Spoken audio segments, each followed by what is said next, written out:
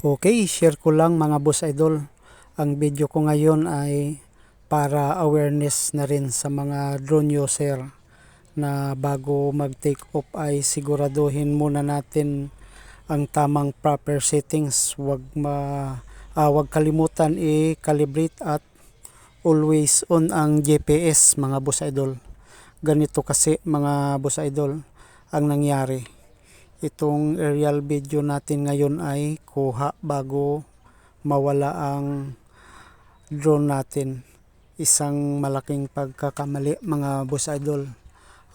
Napalipad na natin ng malayo, saka lang natin na discover na naka-off pala ang GPS pero nakakalibrate naman bago mag-take off. Ang problema mga boss idol ay biglang naglag at nawala na sa control. At monitor natin dahil nataranta na rin ako. Ang napindot ay ano nga yun, yung gyroscope geomagnetic calibration ba mga boss idol. Kaya yun nawala at nagtuluyan ng bali 2 kilometers distance.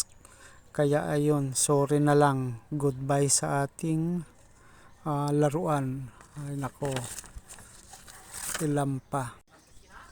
Ay sayang na lang, yun na lang ang nating nabanggit mga boss idol. So yun lang, at sana ay may natutunan kayo sa video natin ngayon mga boss idol. At ayun, at ingat tayo palagi mga boss idol. Thank you for watching and God bless us all.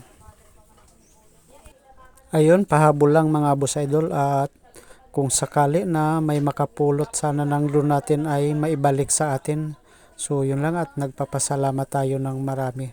Okay mga boss idol, at always keep safe and take care mga boss idol. Thank you very much.